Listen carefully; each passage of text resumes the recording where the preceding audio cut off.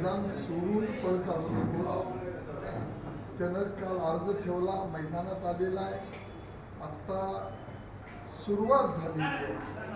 जसं म्हणतात ट्रेलरला सुरुवात झाली, पिक्चर तर अजून 4 दिवसात सुरू होईल. ज्या माणसांनी अनेक संस्था बंद काढल्या, भ्रष्टाचार केला, अनेक लोकांना अडचणीत आणून त्यांना उद्ध्वस्त केलं, साखर कारखाना, प्रकाश ॲग्रो, दूध संघ, वसंतदादा दूध संघ, सोनी कारखाना, प्रकाश तो वसंतदादा मख्याचा प्रकल्प आणि शाबू प्रकल्प, असे 8-9 उद्योग धंदे या मंडळींनी बंद पाडले.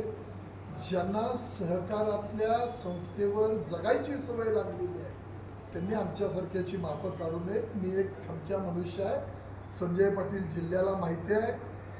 गुंडगिरी करतो का लोकांना त्या होणाऱ्या दडपशाहीपासून वाचवतो हे लोकांनी ठरवलेलं आहे. म्हणून मला 2दा, एकदा तुझ्या भावाचा, एकदा तुझा 19ला आणि आता परत तुझा मोठ्या फरकानं पराभव करण्यासाठी या जिल्ह्यातल्या जनतेनं ही निवडणूक हातामध्ये घेतलेली आहे. योग्य वेळी या सगळ्या गोष्टींचे खुलासे केले जातील आणि आपल्या पुढे हे सगळं पोलखोल केलं जाईल. प्रतिस्पर्धी तिघही आहेत, तिघही मैदानात उतरलेलं आहे. त्यामुळं तिघांच्याही पद्धतीनं प्रयत्न चाललेले आहेत. जनता जनार्दन की त्या अदालतमध्ये गेलेलं आहे.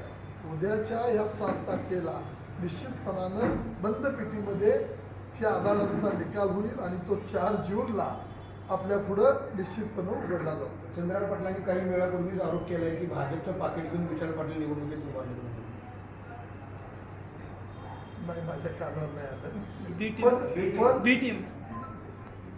काय सांगता येत नाही. त्यांनी केलेले आरोप त्यांना जर काही शिवसेनेच्या वरिष्ठ नेत्यांच्याकडनं काही कळलं असेल तर काय मला आयडिया नाही.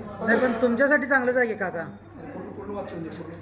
पण त्यासाठी आपल्याला मला हे स्टेटमेंट माहिती नाही.